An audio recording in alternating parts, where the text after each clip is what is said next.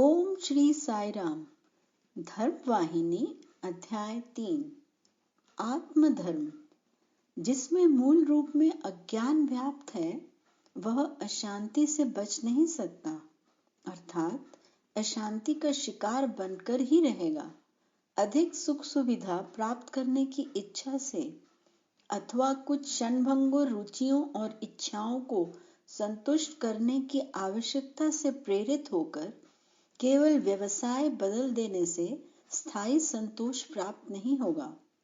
ये तो अंधेरे कमरे में फर्नीचर को फिर से इधर उधर रखे बगैर यदि किसी प्रकार एक दीपक जला दिया जाए तो कमरे से होकर जाने वाला रास्ता दिखाई देने लगेगा।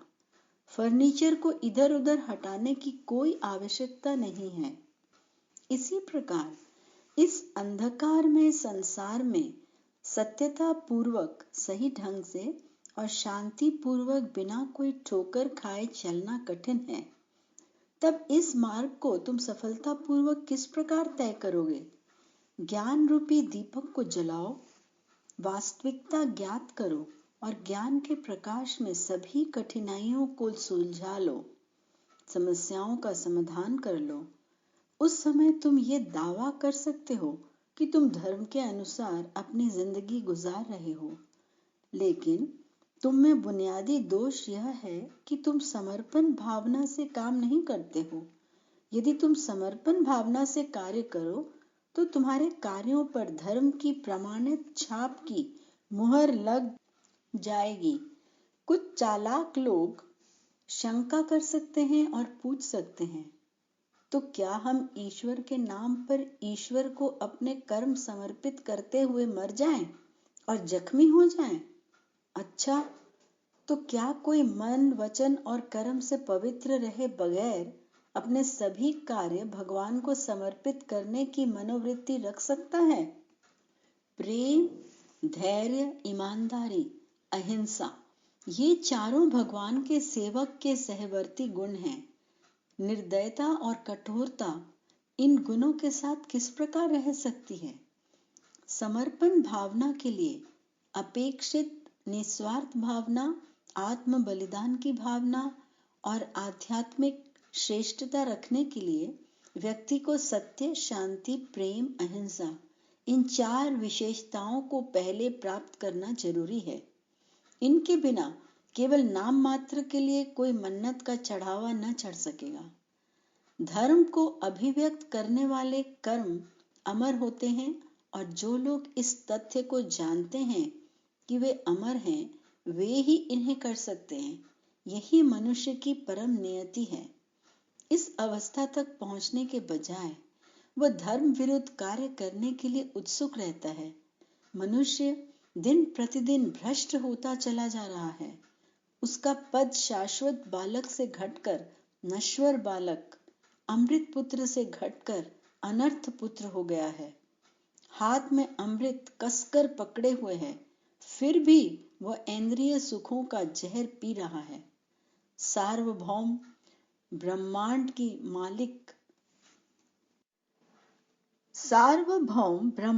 की मौलिक आत्मिक सत्ता के चिरंतन सुख की उपेक्षा करते हुए वह इस वस्तुनिष्ठ संसार के, जो कि दिखावा मात्र है, बाह्य साज सामानों में अपने को फंसा रहा है। ये देखकर कि इस प्रारब्ध ने मनुष्य को किस कदर दबा रखा है, कोई भी फूट फूट कर रोने लग सकता है। गीता में भी यह कहा गया है कि मैं ब्रह्म, वास्तविक अमरत्व, शाश्वत धर्म और शाश्वत परमानंद का आधार हूँ। इस संबंध में गीता के 14वें अध्याय से 27वां श्लोक नीचे उद्धृत किया जाता है। ब्राह्मणो हि प्रतिष्ठाहम् अमृतस्याव्ययस्य च शाश्वतस्य च धर्मस्य सुखस्यैकान्तिकस्य च। अर्थात उस अविनाशी परब्रह्म का और अमृत का तथा नित्य धर्म का और अखंड एक रस आनंद का आश्रय मैं हूँ। यही वह अमृत धर्म है जिसका वर्णन उपनिषदों में किया गया है और चूंकि गीता उपनिषदों का सार है, इसलिए गीता में भी इस पर जोर दिया गया है। धार्मिक जीवनचर्या पूर्ण रूप श्वास और दम के समान है। यह आत्मानुभूति का मार्ग है। जो लोग इस पथ पर चलते हैं, अर्थात धर्म का पालन करते हुए जीवन व्यतीत करते हैं, वे भगवान को प्रिय होते हैं। ईश्वर उन सबके साथ है जो सत्य पर अटल हैं, जिनके कार्यों का आधार धर्म है। यही कारण है कि भगवान कृष्ण गीता में अर्जुन को ऐसे गुणों का विकास करने के लिए शिक्षा देते हैं जिनसे उन्हें आत्मिक धर्म के अभ्यास में सहायता मिल सके। इन गुणों का वर्णन गीता के 12वें अध्याय में श्लोक संख्या 13 से 19 तक किया गया है। जिन लोगों ने गीता का गहन अध्ययन किया है, उन्हें ये श्लोक याद होंगे। इस संबंध में सबसे अधिक महत्वपूर्ण श्लोक निम्नलिखित है। ये तो धर्म्यामृतमिदं यथोक्तं पर्युपासते श्रद्धाना मत्परमा भक्तास्तेतीव मे प्रियाः।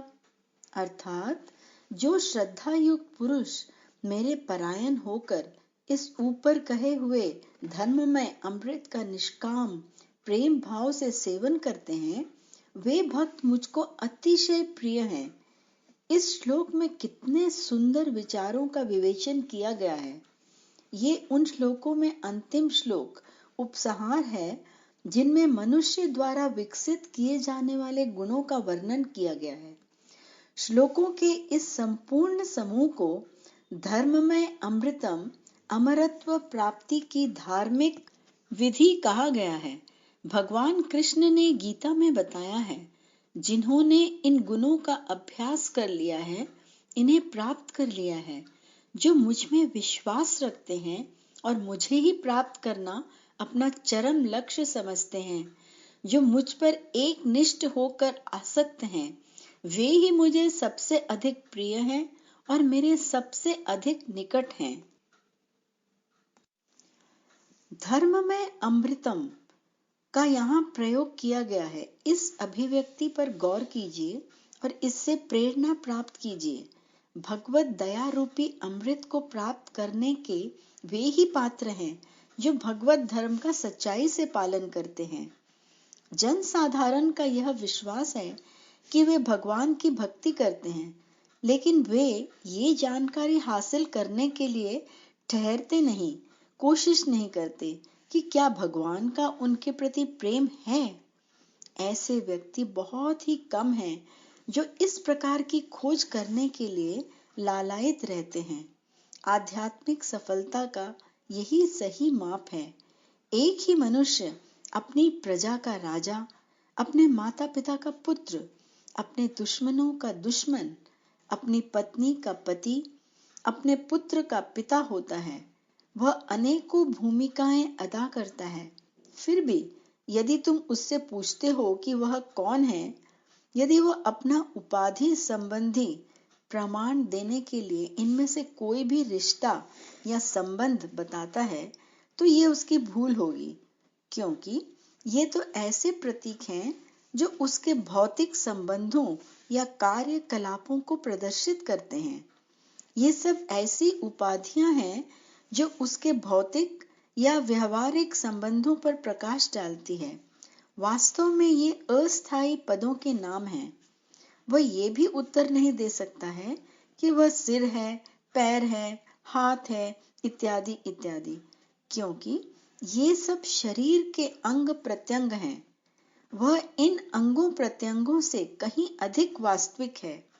इन नामों और रूपों से जो असत्य हैं, मिथ्या हैं और मौलिक ब्रह्म पर पर्दा डालते हैं, परे हैं।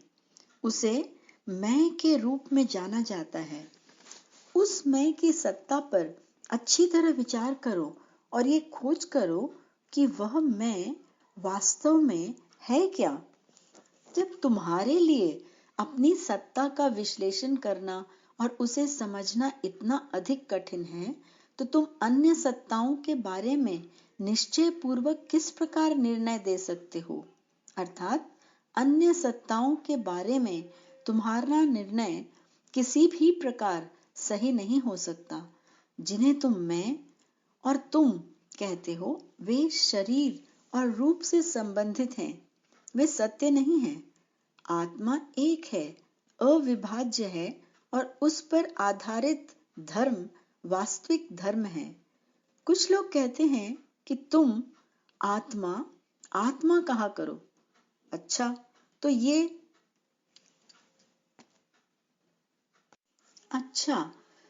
इस आत्मा का क्या रूप रंग है और उसको ये रूप रंग कहां से प्राप्त होता है?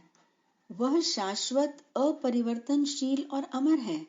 उसमें भलाई, न्यायप्रियता और परोपकारिता है। वह निर्विकार, निष्कलंक है। उसे किसी नाम या रूप विशेष की सीमा में बांधा जा सकता है।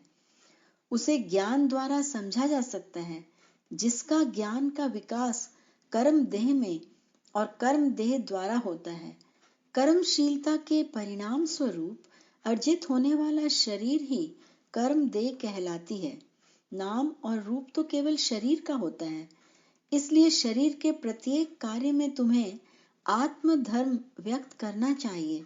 आत्मधर्म एक धर्म है जो कि आत्मचेतना और आत्मबोध पर आधारित है।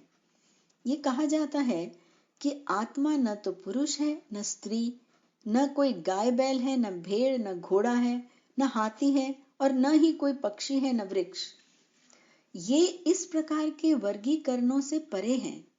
ये भेद विभेद और भिन्नताएं कर्म के आधार पर पैदा होती हैं। आत्मा के बारे में केवल एक ही बात कही जा सकती है, अर्थात वह है, इस सब का निचोड़ यह है कि आत्मा परम सत्ता, परम तत्व और परमार्थ है। शेष सभी अंशव्यापी, निरर्थक, कृत्रिम, काल्पनिक, व्यंजनीय और अभिज्ञेय हैं। पालकी का ही उदाहरण ले लो। उसे एक पालकी का रूप देने के पहले वो एक पेड़ था जो लकड़ी और तख्तों के रूप में बदला गया और अंत में लकड़ी के तख्तों से वह पालकी बनाई गई। प्रत्येक स्थिति में परिवर्तन के साथ साथ नाम भी बदलते गए। अब जो भी कोई उस पालकी में बैठेगा उसे लकड़ी के लट्ठे या पेड़ पर बैठा हुआ नहीं कहा जाएगा। ऐसा ही है ना? वस्तुएं बदलती रहती हैं क्योंकि वे शाश्वत और नित्य नहीं हैं। वे सत्य नहीं हैं, उनमें वास्तविकता नहीं है। वस्तुओं को केवल नाम और रूप से पहचाना जाता है। वर्णन भी उनके लक्षणों और विशेषताओं के अनुसार ही किया जा सकता है, क्योंकि वे कृत्रिम और अस्थायी हैं।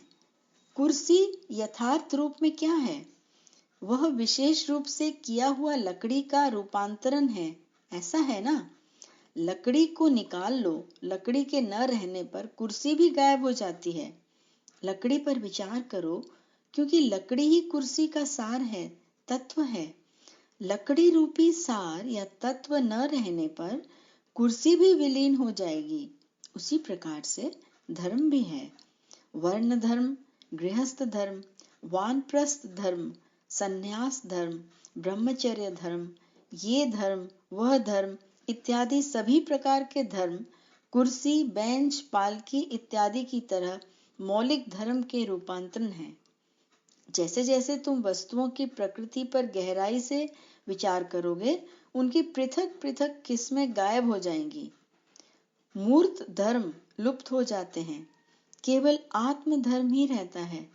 जिस प्रकार कुर्सी, मेज, बेंच, स्टूल इत्यादि लकड़ी से बनी वस्तुएं गायब हो जाती हैं, केवल लकड़ी शेष रह जाती है, उसी प्रकार से वस्तुनिष्ठ धर्म भी विलीन हो जाते हैं और एकमात्र आत्म धर्म की अनुपम महिमा झलकती रहती है। जहां तक सांसारिक जीवन का प्रश्न है, वास्तव में मूर्त धर्म या वस्तुनिष्ठ धर्म महत्वपूर्ण है, बहुत ही उपयोगी है। मैं नहीं कहूंगा कि वे उपयोगी नहीं हैं। जिस प्रकार लकड़ी को कुर्सी, मेज आदि के रूप में परिवर्तित करके उपयोग में लाया जाता है, उसी प्रकार आत्म धर्म या शांति धर्म अथवा सत्य धर्म को भी गृहस्थ धर्म, वानप्रस्थ धर्म, वर्ण धर्म, स्त्री धर्म, पुरुष धर्म आदि रूप दिया जा सकता है। सब में सामग्री वही है, सब में सार और तत्व भी समान है, केवल प्रत्येक का रूप पृथक पृथक है। अब प्रश्न ये है कि आत्म धर्म के सार या तत्व को किस प्रकार से उपयोग में लाया जाए। इसके लिए यही कहा जा सकता है कि इसके रूप स्वरूप को बदल लिया जाए और भिन्न भिन्न प्रयोजनों के लिए उसे उपयोग में लाते समय विभिन्न रूपांतरणों को भिन्न भिन्न नाम दिए जाएं। जिस प्रकार लकड़ी को काटा जाता है, आरी से चीरा जाता है और फिर उसे व्यवस्थित तथा पुनः व्यवस्थित करके जोड़ा जाता है, उसी प्रकार भिन्न भिन्न प्रकार के प्रयोजनों के लिए आत्म धर्म को भी खंडों के रूप में देखा जा सकता है तथा खंडों में विभाजित किया जा सकता है। लेकिन फिर भी यह आत्म धर्म ही रहेगा। जब तक धर्म के भिन्न भिन्न मत उस आत्म धर्म रूपी काष्ठ से उत्पन्न होते रहेंगे, तब तक कोई नुकसान नहीं होगा, किसी प्रकार की क्षति नहीं पहुंचेगी। फिर भी ये याद रखो कि कुर्सी, मेज आदि को कभी भी उसके मूल रूप वृक्ष में परिवर्तित नहीं किया जा सकता। आत्म धर्म को सांसारिक कार्यकलापों के भी क्षेत्र में प्रयोग में तो लाओ, लेकिन सांसारिक धर्मों को आत्म धर्म कहकर मत पुकारो। वह उस आदर्श स्वरूप परम सत्ता के प्रति मिथ्याचार होगा। धर्म नैतिक पथ है। नैतिक पथ ज्योति है, ज्योति ही आनंद है। पवित्रता, शांति, सत्य और धैर्य धर्म की विशेषताएं हैं। धर्म योग, संयोग और विलय है। वह सत्य है, उसमें न्याय, इंद्रिय संयम, सम्मान भावना, प्रेम, मान मर्यादा, भलाई, आराधना, सहानुभूति, अहिंसा आदि कुछ है। ऐसा है हमारा धर्म जो युगों युगों से वर्तमान है, सनातन है। वह मनुष्य को सार्वभौमिक प्रेम और एकता की ओर अग्रसर करता है। वह सर्वश्रेष्ठ अनुशासन है और सर्वाधिक लाभप्रद है। ये सब कुछ धर्म से ही आरंभ होता है। ये सब कुछ सत्य द्वारा ही स्थिर है। सत्य को धर्म से कभी भी पृथक नहीं किया जा सकता। सत्य ब्रह्मांड का नियम है जो सूर्य और चंद्र को उनकी कक्षाओं में, उनके गृह पथों पर चक्कर लगवाता है। धर्म ही वेद है, मंत्र है जो हमें ज्ञान देते हैं। धर्म ही दिशा, पथ और नियम है। जहां कहीं भी नैतिकता का पालन किया जाता है, वहीं सत्य धर्म कार्य रूप में परिणत दिखाई देता है। भगवत गीता में भी यह कहा गया है कि जहां धर्माचरण होता है, वहीं कृष्ण भगवान का निवास है। जहां धर्म और कृष्ण दोनों ही विद्यमान हैं, वही विजय है। धर्म भगवान का ही स्वरूप है, क्योंकि यह जगत स्वयं भगवान की देह है। इसके अतिरिक्त ये जगत नैतिक व्यवस्था का दूसरा नाम है। इस तथ्य को कोई न तो अब स्वीकार कर सकता है और न आगे कोई कभी अस्वीकार कर सकेगा। जय साईं राम।